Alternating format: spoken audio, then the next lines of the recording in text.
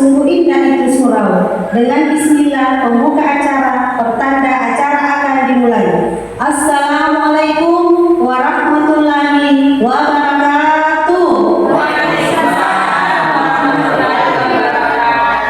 Pertama-tama, marilah kita panjatkan puji syukur kehadirat Allah Subhanahu wa taala berkat rahmat dan hidayahnya sehingga kita masih diberi kesehatan dan kesempatan untuk berkumpul di ruangan ini untuk mengikuti acara diseminasi calon guru penggerak angkatan 10. Tak lupa pula kita kirimkan salam dan salawat atas junjungan Nabi kita Muhammad SAW.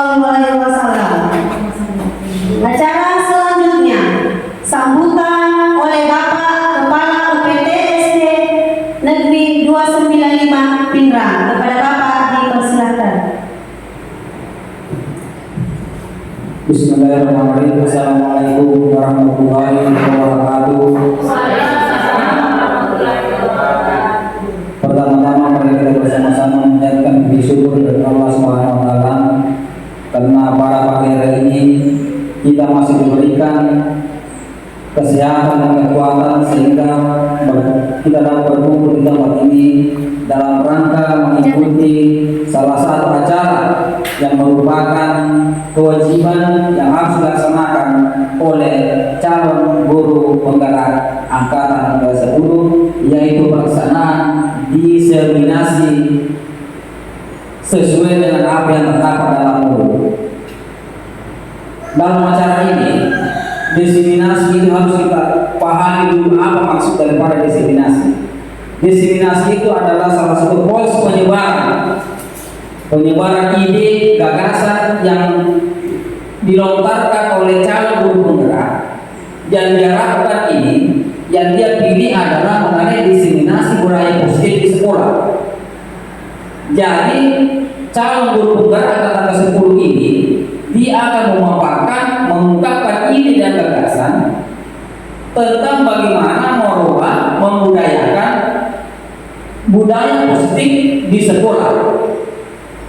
Jadi kami harapkan di dalam kesempatan ini mari kita bersama-sama mengikuti acara ini sampai selesai, sehingga setelah selesai sebentar maka kita bisa menerapkan atau minimal mengetahui bagaimana cara menumbuhkan budaya positif yang ada di sekolah.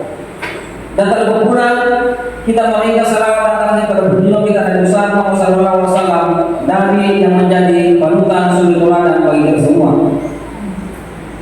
Bapak Ibu yang saya hormati, tadi saya jelaskan bahwa diseminasi itu adalah pemaparan ide dan gagasan. Sebab memang seperti itu, seorang guru penggerak dengan moto guru penggerak itu ada 3, yaitu tergerak, bergerak, dan menggerakkan. Maka seorang guru penggerak terlebih dahulu dia harus bisa tergerak, dia harus menumbuhkan rasa bagaimana dia bisa tergerak dalam hatinya.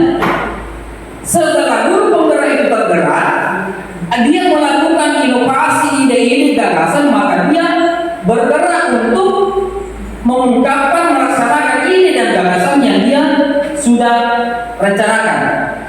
Nah, setelah dia tergerak, bergerak, maka pada akhirnya dia harus menggerakkan.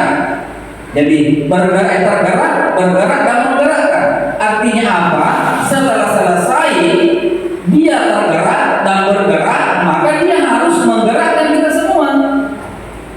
Jadi intinya bahwa seorang guru penggerak bukan hanya dia untuk diri sendiri, tetapi dia harus menggerakkan semua warga sekolah. Oleh karena itulah harapan saya, mari kita bersama-sama mengikuti acara ini dengan bersungguh-sungguh. Kalaupun sebentar ada yang bisa kita pertanyakan, silakan bertanya. Kita jadikan ini sebagai ajang tukar pikiran. Bukan berarti bahwa seorang guru penggerak itu dia maha segalanya, tidak. Makanya tidak perlu ada acara seperti ini saling tukar pikiran. Sebab kenapa? Yang namanya pengetahuan silih berganti. Ada yang kita tahu, Saya tidak tahu. Begitu pula dengan ibu-ibu yang lain, bapak-bapak yang lain. Data istri ada yang tidak tahu, orang lain tidak tahu. Tetapi sebaliknya ada yang orang lain tahu, kita tidak paham. Makanya kita harus saling membuka, saling terbuka, saling memberikan masukan, saling menerima masukan. Itulah yang namanya tergerak, bergerak dan menggerakkan. Oleh karena itu saya lagi sampaikan, mari kita bersama-sama mengikuti acara ini, diseminasi tentang budaya positif di sekolah sebagai salah satu prasyarat bagi seorang calon guru penggerak. Karena ini terdapat dalam modul. Ya, Bapak Ibu ada barangkali yang belum ikut dalam program guru penggerak, maka di sinilah kita berusaha bagaimana caranya kita pahami bahwa apabila nanti saya atau Bapak Ibu sudah masuk juga dalam program guru penggerak, ini berlanjut, bukan hanya berhenti sampai angka 10, berlanjut terus. Bahkan yang umur di atas 50 tahun juga sudah bisa ikut guru penggerak. Dulu tidak. Maka apabila nanti Bapak Ibu juga mengikuti program guru penggerak, setidaknya sudah ada pengalaman yang bisa kita pahami, ketahui bahwa oh, beginilah yang harus kita laksanakan apabila saya nanti juga masuk menjadi calon guru penggerak. Sekali lagi saya harapkan kita ikuti acara ini dengan sebaik-baiknya sampai selesai. Mudah-mudahan setelah nanti selesai acara ini ada juga hikmah yang kita bisa ambil bahwa oh, beginilah cara menumbuhkan budaya positif di sekolah yang kita tempati. Saya kira demikianlah saya sampaikan. Lebih dan kurangnya mohon dimaafkan. Assalamualaikum warahmatullahi wabarakatuh. Demikian yang disampaikan oleh Bapak Kepala PTSD Muslimin Malpindra. Kami ucapkan banyak terima kasih. Acara selanjutnya kegiatan inti yaitu diseminasi calon guru penggerak angkatan 10 oleh Bu Murni SPDGR. Kepada Ibu dipersilakan.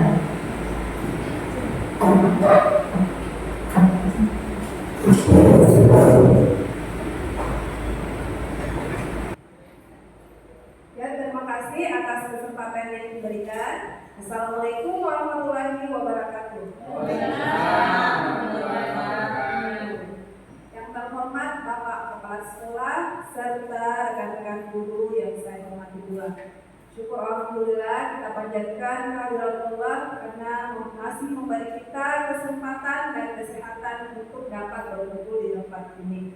Dan tak lupa pula kita mengirimkan salam dan taslim kepada junjungan kita Nabiullah Sallallahu Alaihi Wasallam yang telah mengangkat kita dari alam kegelapan menuju alam kebenaran.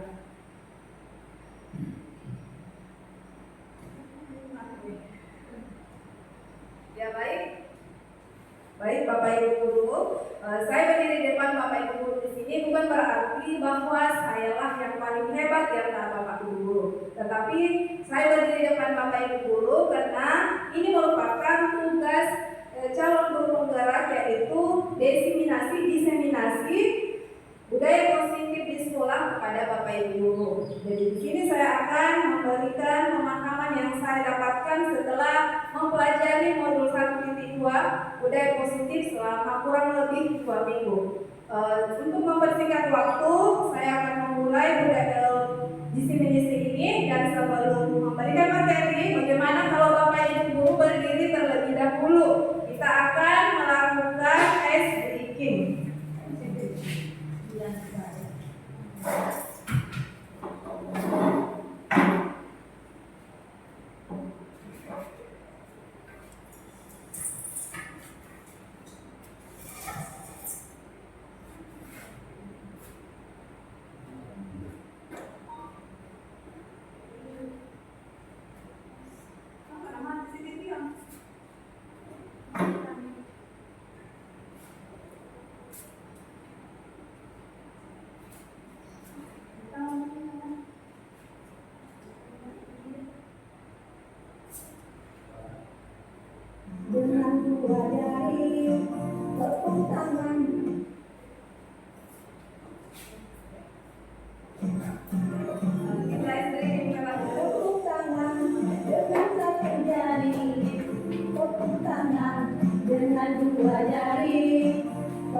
tangan dengan 3 jari, tepuk tangan dengan 4 jari, tepuk tangan tidak berbunyi. Coba ulang sekali lagi, tepuk tangan dengan punggung tangan, lakukan berkali-ulang. Tepuk-tepuk tangan dirimu, tepuk-tepuk sampai ke bahu, tepuk-tepuk tangan kananmu, tepuk-tepuk sampai ke bahu. Gerak-gerak jari tanganmu, putar-putar di hadapanmu, satukan kedua tanganmu, berjinjit sesuka hatimu.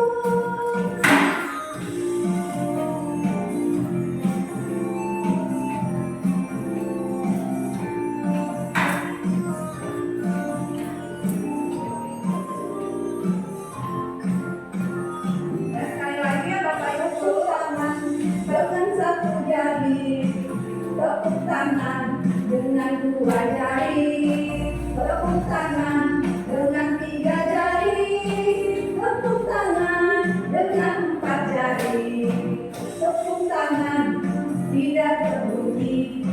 Coba ulang sekali lagi, tepuk tangan dengan punggung tangan, lakukan berulang-ulang. Tepuk-tepuk tangan dirimu, tepuk-tepuk sampai ke bahu, tepuk-tepuk tangan kananmu, tepuk-tepuk sampai ke bahu. Gerak-gerak jari tanganmu, putar-putar di hadapanmu, satukan kedua tanganmu, berjinjit sesuka hatimu.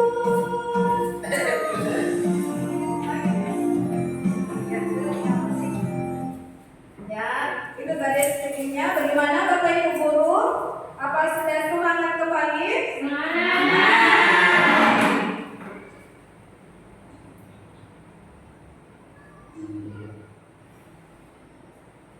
Ya, sekarang kita masuk kepada materi diseminasi budaya positif di sekolah. Ya, menurut Ki Hajar Dewantara mengumpamakan bahwa sekolah itu adalah sebuah ladang, sedangkan kita guru sebagai petaninya dan murid-murid kita adalah bibit-bibit unggul. Bagaimana menurut Bapak, apakah jika bibit unggul itu ditanam di suatu ladang tetapi kita tidak memberikan pupuk, tidak memberikan air yang baik, kemudian tidak membasmi ulat, apakah bibit-bibit itu akan tumbuh dengan subur? Ya, begitu pun dengan anak-anak didik kita. Jadi kalau kita tidak memberikan nilai-nilai baik kepada mereka, walaupun bibit unggulnya, dia juga tidak akan tumbuh subur. Selanjutnya, menurut Ki Hajar Dewantara bahwa filosofi Ki Hajar Dewantara mengatakan bahwa ingasa sungkulada, imadya mamangkasa, tuburi handayani. Jadi di sini guru itu berada di depan. Ketika dia berada di depan, seorang guru harus memberikan teladan kepada peserta didiknya. Contohnya memberikan tindakan yang baik. Di tengah, guru menciptakan prakarsa dan ide, sedangkan di belakang guru harus memberikan dorongan. Jadi di sini kita harus memberikan tuntunan, contoh kepada anak didik kita. Bagaimana anak didik kita bisa baik kalau kita sendiri tidak memberikan contoh yang baik kepada peserta didik kita. Sekarang kita masuk ke budaya positif. Di sini ada pertanyaan, apa itu budaya positif? Kemudian, apakah di sekolah kita sudah tercipta budaya positif? Apa Ibu Guru, Bapak Ibu Guru? Bagaimana dengan Bapak Ibu Guru? Apakah di sekolah kita sudah tercipta budaya positif? Ya sudah. Contohnya ada yang bisa memberikan contoh budaya positif yang sudah diterapkan di sekolah kita? Kegiatan rutin yasinan. Oh iya, jawabannya adalah kegiatan rutin yasinan. Masalah kebersihan sudah juga. Ya, sudah kebersihan. Jadi di sekolah kita sudah tercipta budaya positif. Selanjutnya, budaya positif merupakan perwujudan dari nilai-nilai kebajikan atau keyakinan universal yang diterapkan di sekolah. Seperti tadi contohnya yaitu yasinan, kemudian kebersihan, termasuk juga budaya positif yaitu berdoa sebelum dan setelah pembelajaran. Selanjutnya, di sini sebentar saya akan menjelaskan beberapa konsep inti. Yang pertama ada disiplin positif, nilai-nilai kebajikan, teori motivasi perilaku manusia, hukuman dan penghargaan, keyakinan kelas, kebutuhan dasar manusia, 5 posisi kontrol, dan segitiga restitusi. Yang pertama yaitu disiplin positif.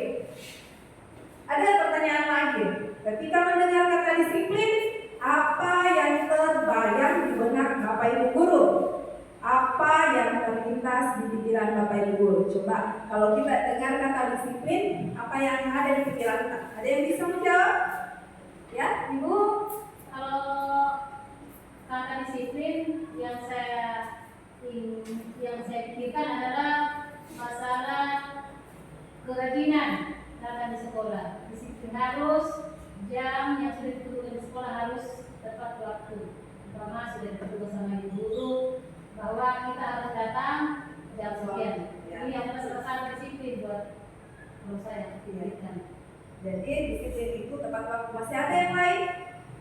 Ya, kalau tidak ada kita lanjut.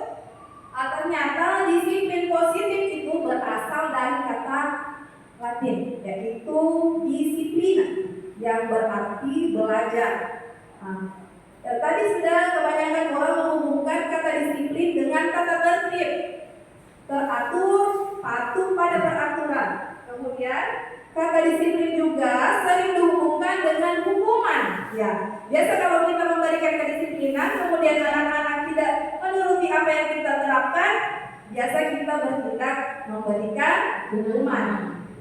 Sedangkan di sini kita belajar tentang disiplin positif, ternyata hukuman tidak harus dengan memberikan hukuman. Ya, jadi dengan budaya disiplin positif tidak harus memberikan hukuman. Justru itu adalah salah satu alternatif terakhir. Jadi nanti bisa dilakukan kalau sudah tidak ada alternatif yang lain. Dan kalau perlu tidak digunakan sama sekali. Nah, di disiplin positif itu kalau perlu itu hukuman tidak digunakan lagi ya Bapak Ibu guru. Ya, tidak digunakan. Selanjutnya, murid yang memiliki disiplin positif akan memiliki motivasi internal yang tinggi dalam menguasai diri untuk melakukan tindakan yang sesuai dengan nilai-nilai kebajikan.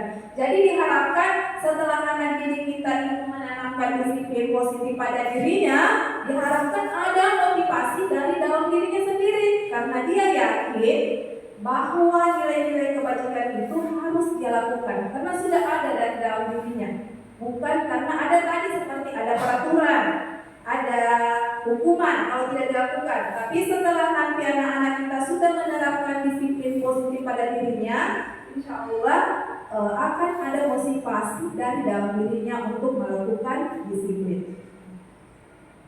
Terus, mana saja itu nilai-nilai kebajikan universal? Nilai-nilai kebajikan yaitu nilai-nilai yang sifatnya positif. Manusia yang merupakan tujuan mulia yang ingin dicapai setiap individu. Nilai-nilai tersebut bersifat universal dan lintas bahasa, suku bangsa, agama maupun latar belakang.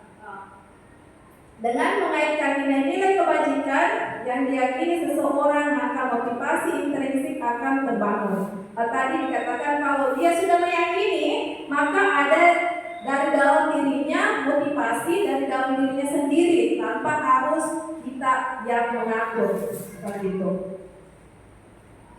Ini adalah contoh-contoh nilai kebajikan dalam organisasi. Proyek nilai kebajikan yaitu ada keberanian, kebersihan, kreatif, Bisa dibaca? Bisa. Ya, ada nilai-nilai kebajikan yang diinginkan: toleransi, percaya, jujur, setia. Ini adalah nilai-nilai kebajikan yang akan diharapkan bisa muncul pada diri anak-anak kita nantinya. Selanjutnya, teori motivasi perilaku manusia. Ya, ada lagi pertanyaan. Sebagai seorang guru, saat Anda hadir mengajar di kelas tepat waktu, motivasi apakah yang mendasari tindakan Bapak Ibu guru? Jadi, ketika kita masuk tepat waktu, apa yang memotivasi Bapak Ibu guru masuk ke sekolah, ke kelas?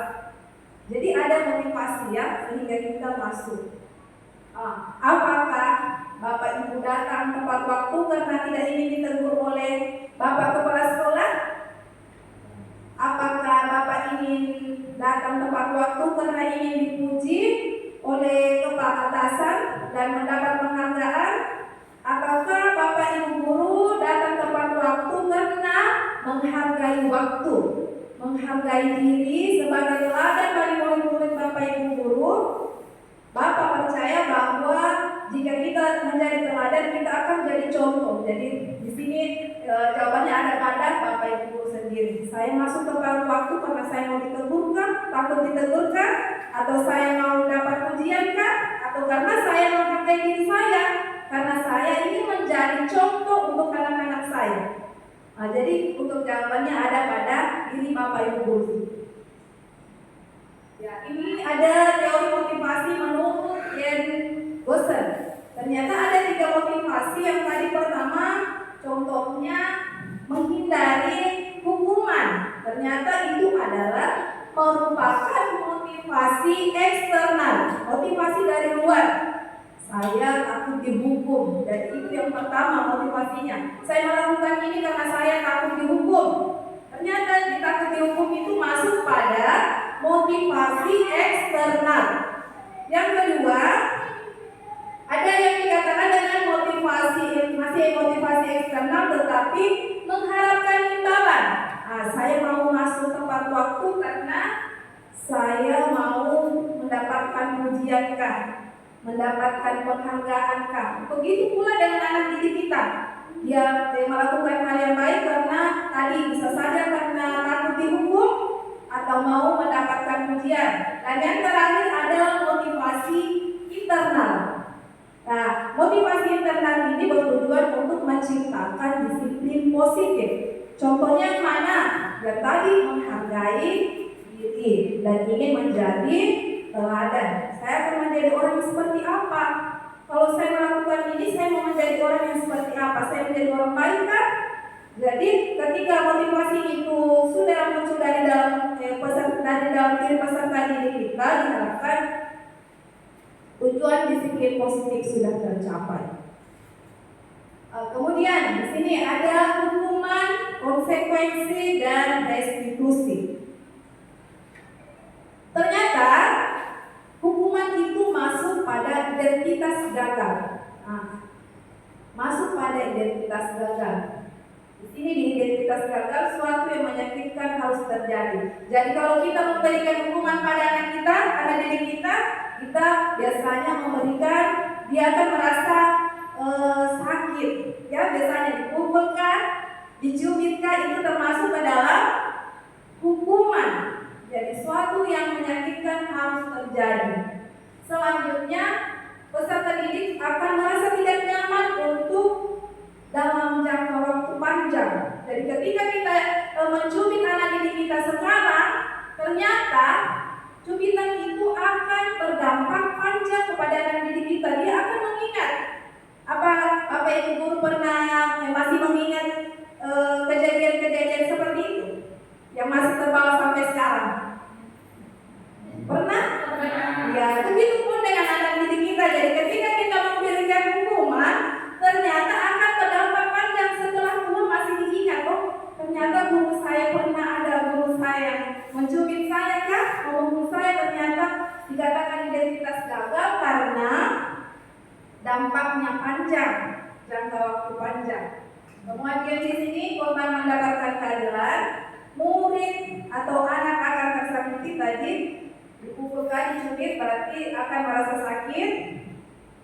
Ini merupakan identitas gagal, hukuman. Kemudian peraturan, apa yang akan kita peraturannya adalah kamu harus seperti ini. Biasanya kalau kita memberikan hukuman, kamu harus seperti ini. Tetapi anak didik kita tidak melakukan, makanya kita berikan dia hukuman. Nah, ternyata ini merupakan sesuatu yang dianggap identitas gagal. Kemudian identitas sukses yang masuk di sini, identitas sukses yang itu disiplin.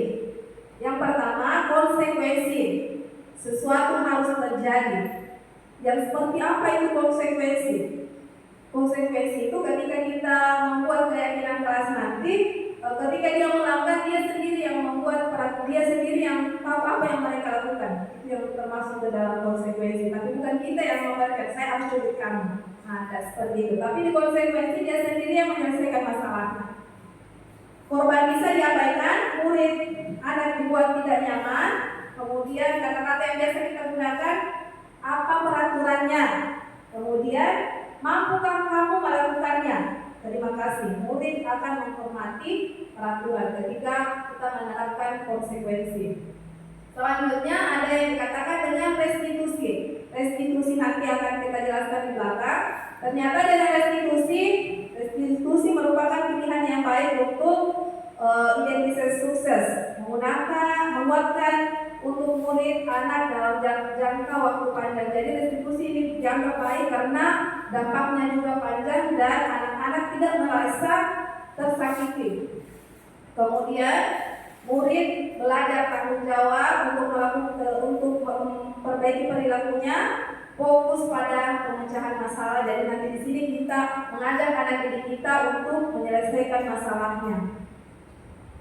Pertanyaan yang bisa kita berikan kepada anak didik yaitu apa yang kamu yakini, apa yang bisa kamu lakukan untuk memperbaiki masalah ini. Dan di sini murid atau anak akan menghormati dirinya dan orang lain. Selanjutnya, contoh tindakan guru yang biasa dilakukan, mencatat 100 kali di dalam buku kalimat saya tidak akan terlambat lagi datang ke sekolah. Ini biasa dilakukan dan ternyata ini merupakan suatu hukuman. Dia tidak dicubit tapi dia merasa sakit karena harus mengulang sebanyak 100 kali. Ketika dia terlambat kita suruh ulang. Silahkan tulis kata-kata seperti ini 100 kali. Tidak sakit di dirinya tapi di dalam hatinya sakit. Ya kan Bapak Ibu Guru? Ya. Selanjutnya lari mengelilingi lapangan basket 2 kali karena terlambat hadir di sekolah. Ini juga merupakan hukuman. Jadi tadi kan diharapkan jangan ada hukuman lagi. Jadi ketika anak didik kita terlambat, diharapkan jangan dilakukan lagi ini. Selanjutnya murid diminta untuk push up 5 kali, masih termasuk dalam hukuman. Menggantikan kertas teman yang telah dicoret, ternyata ini adalah konsekuensi. Mana tadi konsekuensi itu sudah masuk pada tindakan yang sukses. Selanjutnya membersihkan tumpahan air di meja karena tersenggol pada saat belajar. Ini merupakan konsekuensi. Murid disuruh untuk mengenakan sepatu seharian di sekolah karena tidak mengenakan sepatu hitam. Ternyata bukan murid di sini tidak menggunakan. Jadi ini termasuk hukuman karena anak didik kita disuruh jalan tanpa sepatu. Berarti dia akan merasa sakit pada dirinya. Selanjutnya lari mengelilingi lapangan basket 2 kali karena terlambat 10 menit untuk pelajaran PJOK. Ternyata ini masuk konsekuensi. Coba lihat Bapak Ibu Guru, lari dengan ini sama-sama lari, tapi di sini ternyata hukuman. Kenapa dibawa konsekuensi? Iya, betul sekali karena ini pelajaran PJOK. Di mana pelajaran PJOK itu berhubungan dengan lari. Jadi ini merupakan konsekuensi. Nah, sekarang selanjutnya didukung oleh penghargaan. Menurut Al-Fikon, penghargaan dianggap tidak efektif.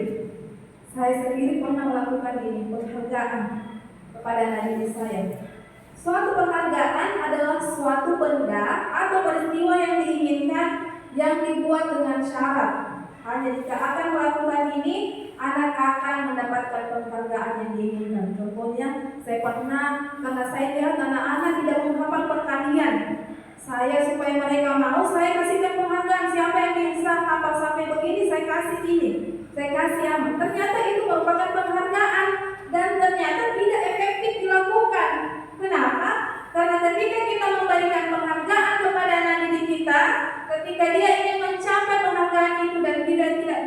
mencapainya, dia akan tidak mau berusaha lagi. Tadinya dia semangat ingin mendapatkan penghargaan, tapi ternyata kemampuan pemikirannya tidak mampu, akhirnya dia tidak mau lagi berusaha. Ternyata penghargaan dianggap tidak efektif.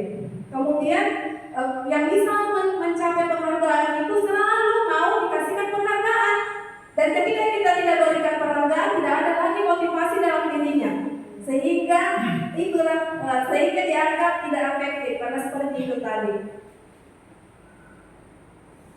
Jika kita memberikan seorang penghargaan, melakukan sesuatu, maka kita akan terus-menerus memberikan penghargaan itu. Seperti tadi saya jelaskan bahwa ketika kita kasihkan dia penghargaan, dia selalu mau mendapatkan penghargaan, selalu meminta. Ketika kita tidak memberikan penghargaan, tidak ada lagi motivasi dia untuk melakukan hal tersebut, untuk mencapai hal tersebut.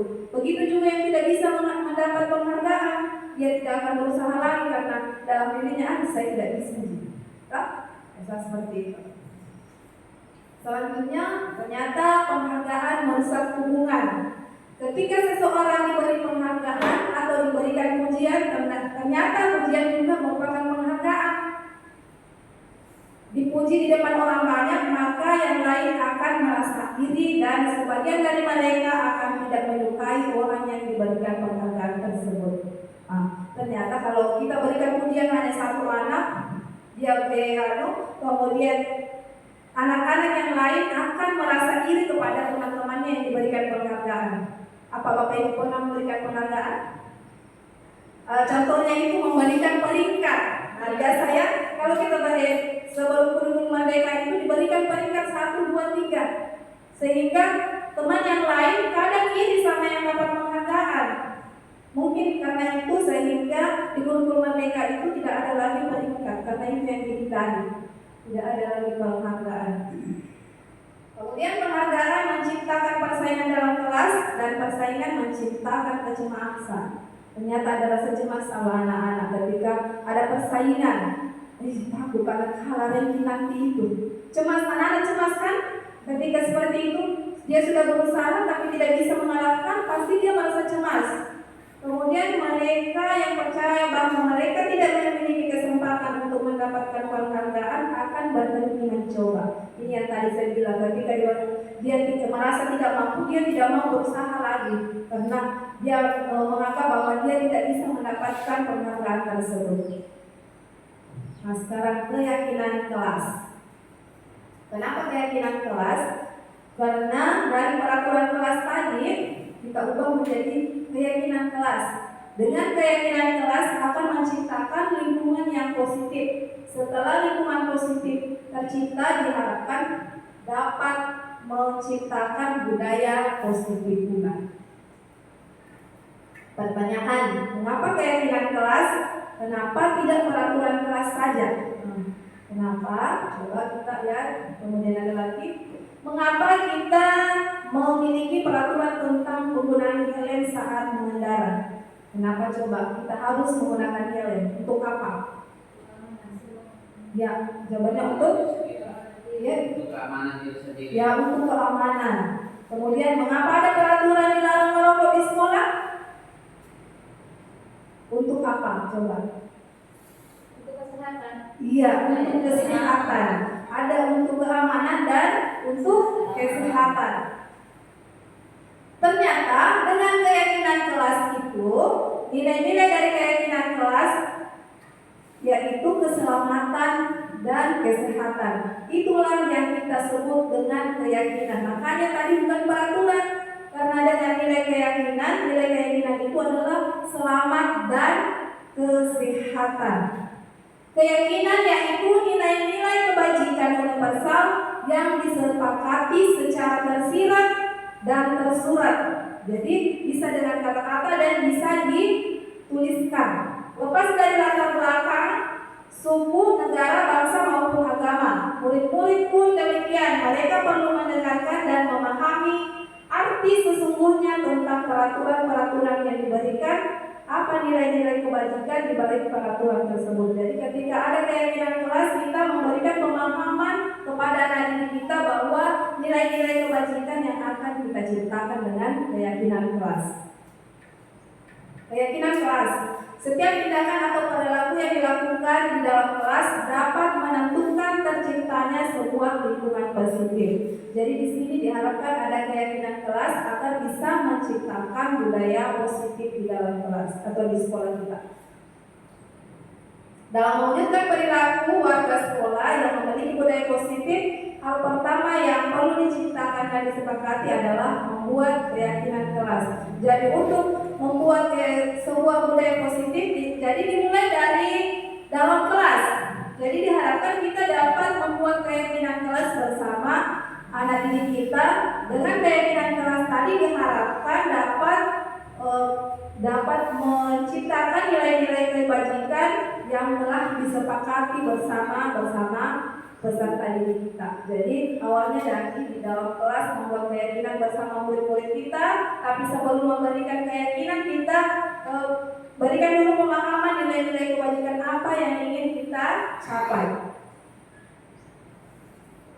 Ya, menurut brainstorm goals, suatu keyakinan akan lebih memotivasi seseorang dari dalam atau motivasi secara intrinsik.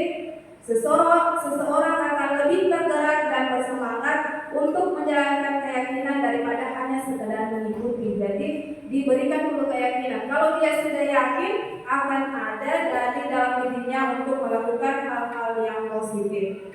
Kemudian keyakinan kelas merupakan metode untuk menimbulkan kembali disiplin positif yang didasari oleh motivasi dari dalam dirinya. Kemudian melalui proses curah pendapat pada akhirnya disepakati bersama. Jadi di sini kesepakatan kelas itu disepakati bersama. Ditanyakan kepada anak-anak apa nilai-nilai yang dicapai, kemudian bercurah pendapat dan akhirnya ada kesepakatan bersama.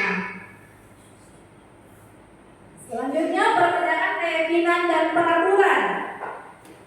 Keyakinan kelas dibuat berdasarkan kesepakatan bersama antara guru dan siswa yang bersifat universal. Jadi keyakinan itu dibuat secara bersama-sama antara guru dan peserta didik. Sedangkan peraturan kelas itu biasanya guru yang membuatnya.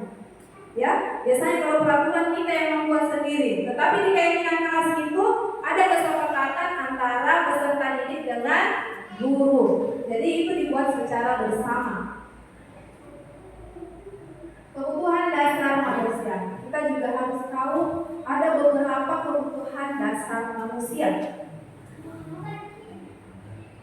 Kebutuhan dasar manusia seluruh yang dimaksud dengan kebutuhan dasar manusia yaitu seluruh tindakan manusia memiliki tujuan tertentu. Semua yang kita lakukan adalah usaha yang terbaik untuk kita mendapatkan apa yang kita inginkan. Ada 5 kebutuhan dasar manusia. Yang pertama yaitu bertahan hidup. Biasa kita lihat anak-anak datang ke sekolah mengambil makanannya temannya. Ternyata itu merupakan ingin memenuhi kebutuhan dasarnya, dia memenuhi kebutuhan dasar bertahan hidup. Karena dia lapar, dia mengambil makanan temannya. Yang kedua, yaitu kebutuhan dasar kasih sayang. Biasa anak didik kita ada yang manja-manja, ternyata dia berusaha memenuhi kebutuhan kasih sayangnya, dia mau dimanja. Kemudian penguasaan, ada juga masuk kepada kebutuhan dasar penguasaan. Itu merupakan salah satu kebutuhan dasar manusia yang biasa itu yang memukul temannya. Ternyata yang memukul itu ada dalam dirinya kebutuhan penguasa. Dia ingin berkuasa sehingga dia melakukan memukul temannya. Ternyata kebutuhan itu yang ingin dia penuhi. Yang keempat, kebutuhan dasar kebebasan. Tidak mau dihukum, tidak mau dikasih aturan-aturan, tidak boleh seperti itu, jangan begini. Ternyata kebutuhan yang ingin dia penuhi adalah kebutuhan kebebasan. Kemudian yang kelima, yaitu fun atau kesenangan. Ada juga yang ingin belajar sambil bermain, dia ingin bersenang-senang Ternyata dia berusaha memenuhi kebutuhan kesenangannya.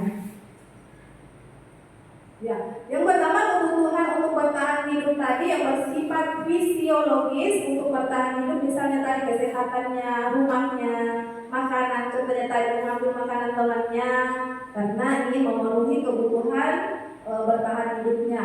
Yang kedua tadi contohnya merasa menjadi ingin diterima, tadi ingin dimanja-manja, misalnya seperti anak kelas 1 masih mau dimanja. Nah biasanya ya ternyata itu merupakan kebutuhan dasar juga. Yang ketiga tadi yang muncul itu adalah kebutuhan kekuasaan. Yang keempat tentang kebebasan tadi ingin bebas. Yang kelima ingin bersenang-senang, dia belajar sambil bermain, termasuk ke dalam kebutuhan dasar kesenangan. Nah, pertanyaan lagi adalah pertanyaan Bapak Ibu. Apa yang terjadi apabila salah satu atau beberapa kebutuhan dasar tidak terpenuhi? Kalau dia mau ini dan tidak bisa, dia akan melakukan apa? Apa yang biasa terjadi?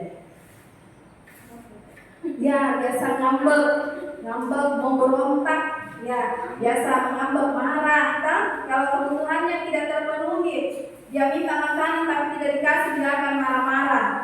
Nah, ketika seorang murid melakukan suatu perbuatan yang bertentangan dengan nilai-nilai kebajikan atau melanggar peraturan, hal itu sebenarnya dikarenakan karena mereka gagal memenuhi kebutuhan dasarnya. Ya, tadi seperti yang kita bilang, dia ingin memenuhi. Selanjutnya masuk pada 5 posisi kontrol. Ini merupakan posisi kontrol kita sebagai guru. Ada 5 posisi kontrol kita sebagai guru. Yang pertama tadi penghukum. Ya, posisi kontrol yang pertama penghukum. Yang kedua pembuat merasa bersalah. Yang ketiga ada posisi kontrol teman. Yang keempat ada posisi kontrol pemantau. Dan yang kelima adalah posisi sebagai manajer.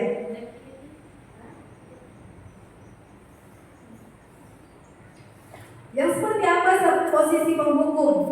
Guru berperan sebagai penghukum akan menggunakan hukuman untuk mengontrol perilaku murid. Hukuman yang diberikan dapat berupa hukuman fisik atau verbal. Contohnya guru menerapkan posisi penghukum. Contohnya tadi di sini guru memukul, mencubit, ternyata itu merupakan penghukum. Disuruh lari tadi juga merupakan penghukum, ya Bapak Ibu guru. Guru memberikan nilai-nilai guru kepada murid yang tidak mengikuti ulangan. Guru seperti ini senantiasa percaya hanya ada satu cara agar pembelajaran bisa berhasil. Jadi di posisi kontrol, posisi penghukum ini dia merasa hanya ada satu cara yang bisa dilakukan. Kalau dia tidak, saya hukum, dia harus seperti ini. Kalau dia tidak melakukan ini, saya harus menghukum. Nah, itu adalah posisi penghukum. Yang kedua, posisi pembuat rasa bersalah. Di mana posisi ini guru berperan sebagai pembuat merasa bersalah, akan membuat murid merasa bersalah atas kesalahannya. Guru dapat melakukan hal ini dengan cara memberikan nasihat atau dengan membuat murid merenungkan kesalahannya. Contohnya, kita biasa menasihati anak-anak, tapi ternyata apa yang kita lakukan itu masuk pada berbuat bersalah. Misalkan kita boleh kasih tahu anak didik kita sudah ke sekolah, dikasih uang sama orang tua tak pergi dikasih cari uang, baru kita di sekolah tidak belajar. Biasa kita kasih tahu anak didik seperti itu. Ternyata dengan melakukan hal tersebut itu merupakan posisi kontrol pembuat masalah, pembuat merasa bersalah. Pasti anak-anak merasakan bersalah. Salah kali orang tua aku pasti yang pergi mencari uang, baru saya disuruh ke sekolah ternyata tidak belajar. Itu adalah posisi kontrol guru sebagai pembuat rasa bersalah. Yang ketiga, posisi teman.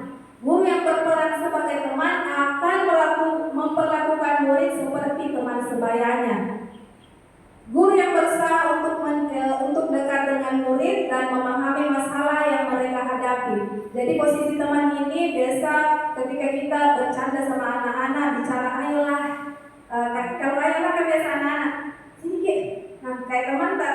ternyata posisi ini masuk pada posisi teman. Guru sering mengobrol dengan murid di luar jam pelajaran, guru ikut bermain dengan murid saat jam istirahat, guru membantu murid memecahkan masalah-masalah pribadinya. Ini masuk pada posisi guru sebagai teman. Ternyata hal negatif dari posisi teman, hal negatif dari posisi teman adalah bila suatu saat guru tersebut tidak membantu murid, murid akan merasa kecewa. Jadi biasa ketika kita membantu murid kita, kemudian selanjutnya kita tidak membantunya lagi, ternyata murid kita akan merasa kecewa sama kita karena dia anggap kita sebagai temannya. Bermain saat jam istirahat juga tadi masuk, ketika kita main sama anak-anak di jam istirahat, anak-anak akan menganggap kita sebagai temannya. Ternyata ini masuk pada posisi teman dan akan ada hal negatif ketika kita melakukan hal ini. Kemudian siswa juga akan tergantung kepada kita. Yang keempat yaitu posisi pemantau. Di posisi pemantau ini, guru itu berperan sebagai pemantau atau memberikan arahan jika diperlukan. Misalkan anak didik kita dihajar, kemudian ada yang ribut.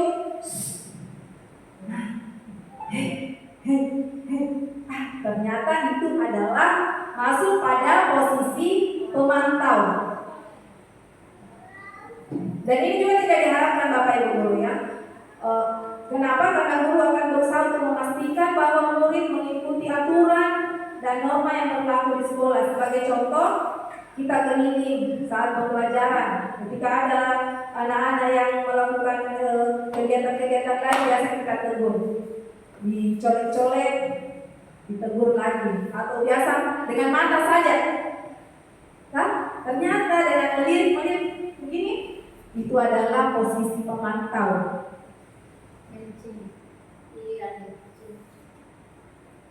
Selanjutnya yang diharapkan di sini kita itu sebagai posisi manajer. Nah, guru diharapkan menjadi seperti posisi manajer. Manajer adalah posisi di mana guru berbuat sesuatu bersama dengan murid, mempersilahkan murid mempertanggungjawabkan perilakunya, mendukung murid agar dapat menemukan solusi atas permasalahannya sendiri. Jadi kita yang menemani dan membantu dia menemukan solusinya. Seorang manajer telah memiliki keterampilan di posisi teman maupun pemantau. Ternyata posisi manajer ini sudah bisa jadi teman dan pemantau. Tapi di sini kita membantu peserta didik kita untuk menemukan solusi dalam permasalahannya sendiri. Namun bila kita menginginkan murid-murid kita menjadi manusia yang merdeka, mandiri dan bertanggung jawab, maka kita perlu mengacu pada restitusi yang dapat menjadikan murid kita sebagai manajer bagi dirinya. Jadi kita sebagai manajer, murid juga bisa menjadi sebagai manajer untuk dirinya. Di manajer, murid diajar untuk menganalisis kebutuhan dirinya maupun kebutuhan orang lain. Di sini penekanannya bukan pada kemampuan membuat konsekuensi, namun dapat berkolaborasi dengan murid bagaimana memperbaiki kesalahan yang ada. Jadi di sini kita bukan sendiri yang menentukan, tetapi kita berkolaborasi bersama anak didik kita untuk menentukan solusi pada permasalahannya. Yang 5 posisi tadi di sini, guru membuat dikatakan identitas kelas, ketika guru menghukum, membuat orang merasa bersalah.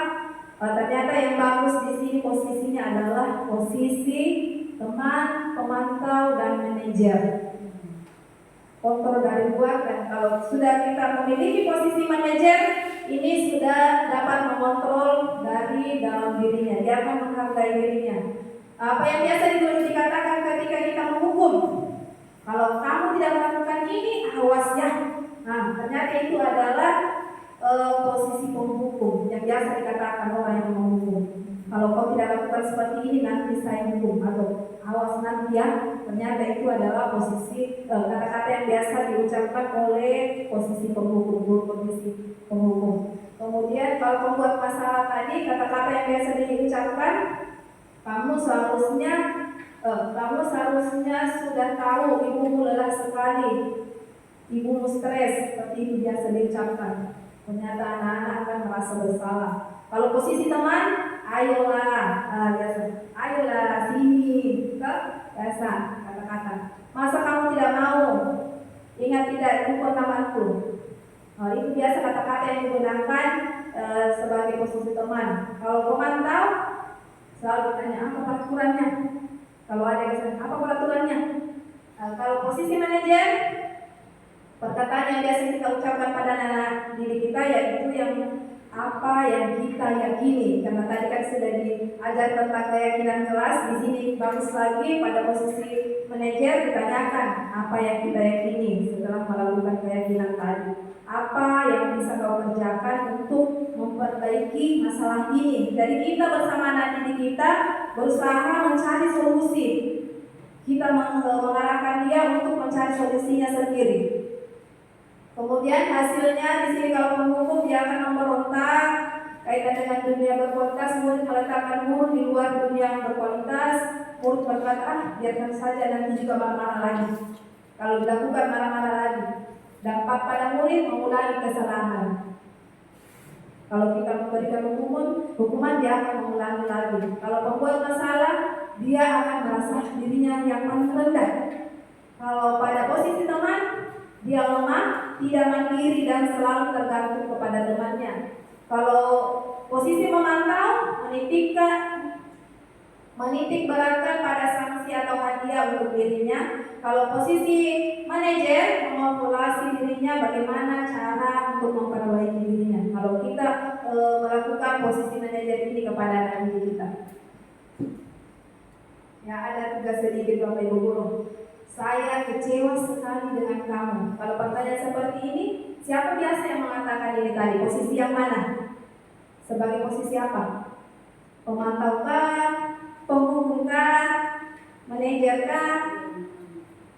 Saya kecewa sekali dengan kamu. Siapa biasa yang menggunakan kata-kata ini? Penghukum. Penghukum? Saya kecewa sama kamu. Posisi teman? Teman, saya kecewa sekali dengan kamu. Saya kecewa dengan kamu. Posisi teman? Kamu tidak pernah benar melakukannya. Ini masuk pada siapa yang biasa mengatakan ini? Posisi yang mana? Bapak Ibu bisa simpan, kemudian nanti kita lihat kamu jawaban benarnya. Ayolah, lakukan ibu. Ya teman, apakah kamu mendapatkan stiker bintang? Dia memberi hadiah. Siapa yang biasa beri hadiah? Mantau, apakah? Manajer. Nanti kita lihat kan, bagaimana kamu bisa menyelesaikan masalah ini? Bagaimana kamu bisa menyelesaikan masalah ini? Ini posisi apa ini?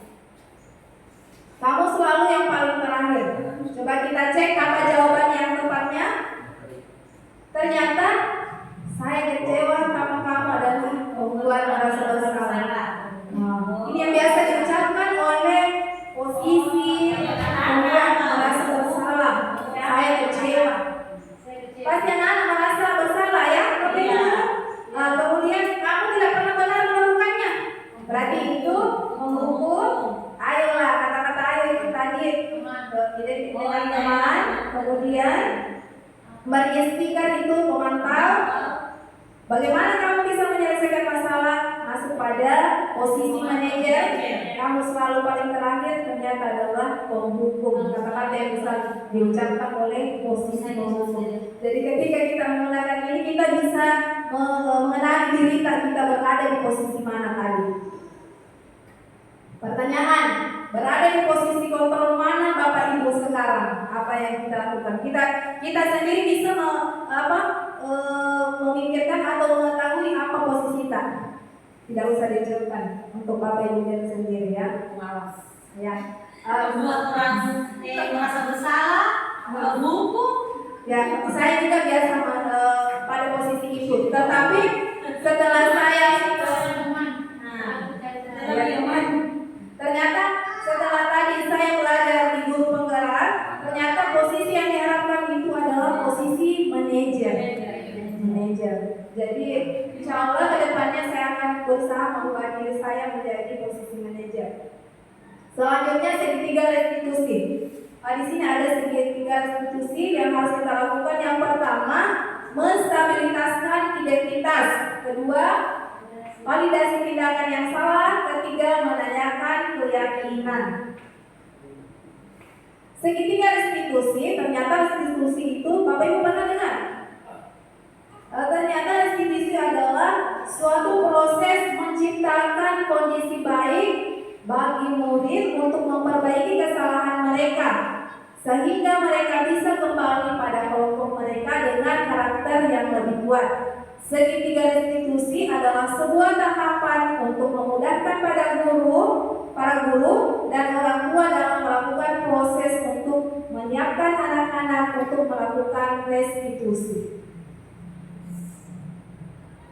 Bagaimana tahapan-tahapannya? Apa saja tahapan restitusi? Yang pertama, tahapan yang dapat kita lakukan untuk restitusi yaitu menstabilitaskan identitas. Kita semua akan melakukan hal yang terbaik yang bisa kita lakukan. Kedua, validasi tindakan. Yang ketiga, menanyakan keyakinan. Kita semua memiliki motivasi internal, motivasi dalam diri kita. Seperti apa itu? Bagian dasar dari segitiga bertujuan untuk mengubah identitas anak dari orang yang gagal karena melakukan kesalahan menjadi orang yang sukses. Kalau kita ingin menjadi reflektif, maka kita harus meyakinkan si anak dengan cara mengatakan. Jadi kalau kita mau stabilitaskan identitas, kita mengucapkan kata-kata yang kita bisa mengucapkan kalimat ini kepada anak-anak kita. Ketika kita bertanya sama anak-anak, kemudian dia menjawab, kita bisa mengucapkan kalimat ini kepada dia. Berbuat salah itu tidak apa-apa, nak. Tidak ada manusia yang sempurna. Ketika kita merestitusi anak-anak, kita bisa mengucapkan ini. Saya juga pernah melakukan kesalahan yang seperti itu. Ketika anak-anak ditanya, ya, ini yang bisa kita ucapkan kepada mereka. Kita bisa menyelesaikan ini. Kamu berhak merasa seperti itu. Bapak Ibu tidak tertarik siapa yang salah atau siapa yang benar. Jadi kata-kata itu yang dapat kita ucapkan ketika kita melakukan restitusi, menstabilitaskan identitas. Kemudian yang kedua, validasi tindakan yang salah. Kata-kata apa yang bisa kita ucapkan ketika melakukan validasi? Ini kata-katanya, padahal kamu bisa melakukan yang lebih buruk dari ini. Contohnya ketika anak-anak melakukan kesalahan, contoh yang biasa itu dia memukul temannya. Tadi pertama Yang pertama tadi menstabilitaskan identitas. Dikatakan pada dia, berbuat salah itu tidak apa-apa, tidak ada manusia yang sempurna. Setelah itu kita bisa memberikan validasi tindakan lagi yang salah. Padahal kalau kamu tidak melakukan, padahal kamu bisa melakukan hal yang lebih buruk lagi daripada ini. Kamu pasti punya alasan melakukan kesalahan tersebut. Jadi ini kata-kata yang kita bisa ucapkan ketika memvalidasi tindakan yang salah. Kamu patut bangga pada diri kamu karena kamu telah melindungi sesuatu yang penting buat kamu. Kamu boleh mempertahankan sikap itu, tapi kamu harus menambahkan sikap yang baru. Kemudian yang ketiga, kata-kata yang dapat kita lanjutkan lagi untuk menanyakan keyakinannya. Apa yang kita percaya sebagai kelas, apa yang kita percaya di dalam kelas atau keluarga. Kemudian apa nilai-nilai umum yang telah kita sepakati. Tadi kan sudah membuat kesepakatan, kemudian melakukan restitusi. Ini yang dapat kita lakukan. Dia katakan kepada anak ketika menanyakan keyakinannya. Keyakinan apa bayangan kita sebagai kelas yang ideal. Kamu mau jadi orang yang seperti apa? Itu yang bisa kita katakan kepada Sekian tadi restitusi dan posisi manajer. Di sini tadi diharapkan tadi kita menjadi posisi manajer yang seperti apa tadi sudah saya jelaskan. Kemudian bagaimana cara yang dilakukan untuk melakukan restitusi. Sekian dari saya kembalikan kepada Ibu moderator. Ya. Acara selanjutnya. Acara selanjutnya yaitu acara sesi tanya jawab. Guru-guru hebat, Bapak Ibu guru hebat, silahkan siapa yang mau bertanya? Silahkan. Ya, kita berikan kepada Ibu Hastiana. Assalamualaikum warahmatullahi wabarakatuh. Terima kasih kesempatan yang diberikan kepada saya untuk menanyakan. Ada yang saya perlu tanyakan di sini Bu, yaitu masalah kapan waktu yang tepat untuk memberikan keyakinan kelas. Barangkali itu Bu yang saya tanyakan.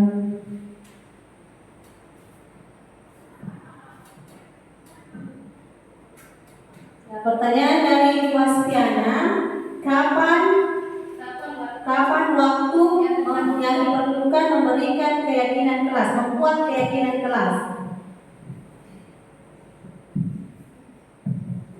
Baik, saya akan mencoba menjawab pertanyaan tadi yang pertama. Kapan waktu tepat melakukan keyakinan kelas? Jadi di sini waktu yang paling tepat melakukan keyakinan kelas itu ketika pertama masuk semester.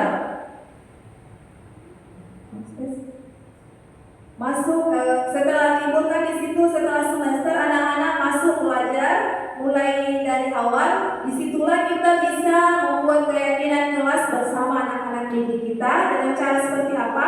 Kita berikan dulu keyakinan, memberitahukan dulu nilai-nilai kebaikan apa yang diinginkan. Kemudian kita bersama anak didik kita menentukan keyakinan kelas apa yang mereka inginkan. Jadi sebaiknya itu dilakukan di awal tahun pelajaran. Tetapi di sini walaupun tadi dilakukan di awal pembelajaran, di awal tahun pembelajaran, keyakinan kelas itu bisa diupdate tiap kali kita masuk. Ketika kita membuat keyakinan tadi, kemudian keyakinan tersebut masih ada lagi yang perlu ditambahkan, keyakinan itu bisa ditambahkan lagi, bisa diganti atau bisa ditambahkan. Dan sebaiknya keyakinan kelas itu dibacakan oleh anak didik kita sebelum memulai pembelajaran agar keyakinan kelas tadi itu diterapkan atau dia pahami di dalam dirinya dan bisa dia terapkan di sekolah, di rumah dan di lingkungan mereka. Ya, sekian. Bagaimana Bu? Pertanyaan yang kedua, Bapak guru hebat, silahkan. Maju dulu.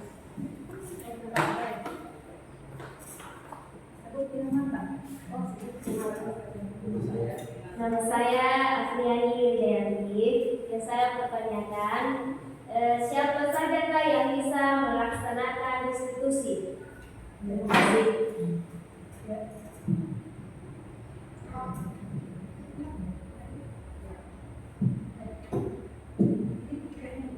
Ya baik, saya akan menjawab pertanyaan tadi, siapa saja yang berhak melakukan restitusi kepada peserta didik. Jadi di sini kita lihat restitusinya bagaimana masalahnya, tergantung dari masalahnya.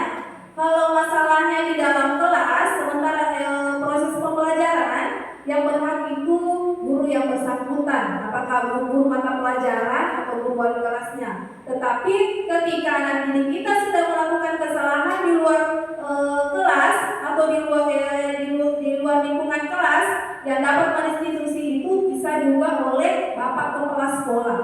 Atau kalau ada guru BK juga bisa memanggil dan melakukan restitusi tersebut. Jadi bukan hanya wali kelasnya, bisa guru yang bersangkutan, bisa guru BK, atau bahkan bisa sampai kepada kepala sekolah.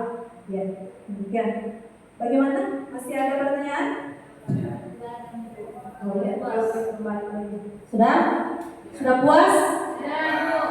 Dan Nah, kita lanjut pembacaan doa oleh Bapak Jafar SAG. Kepada Bapak disilakan dengan hormat.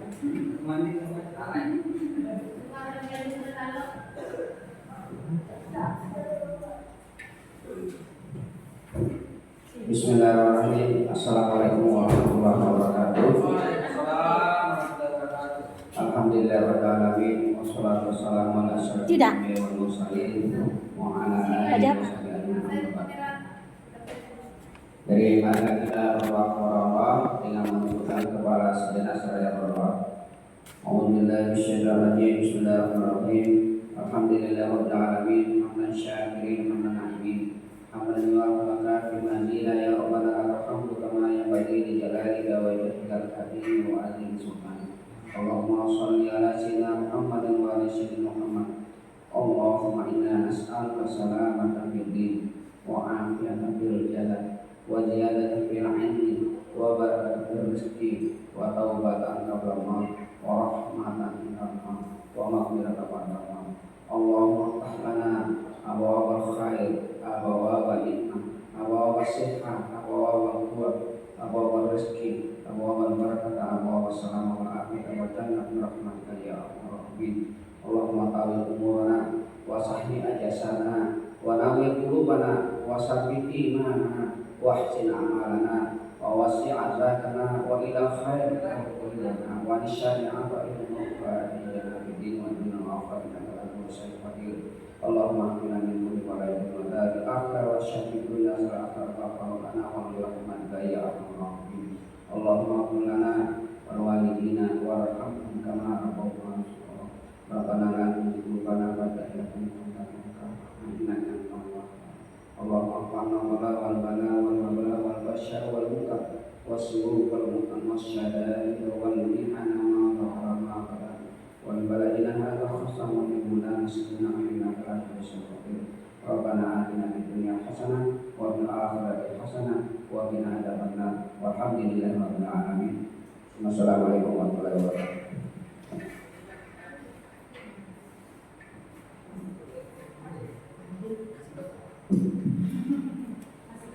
Cara selanjutnya itu penutup. Demikianlah acara diseminasi calon guru penggerak angkatan 10. Semoga dengan diadakannya acara diseminasi calon guru penggerak angkatan 10 dapat memberikan kita motivasi dan pembelajaran yang sangat banyak. Kita belajar di sini membuat keyakinan kelas, toh 5 posisi kontrol. Insya Allah kita kelas 1 segitiga restitusi. Nah, kita bisa membuatnya nanti. Dan seperti moto guru penggerak, motonya itu tergerak, bergerak, dan menggerakkan. Sekian, assalamualaikum.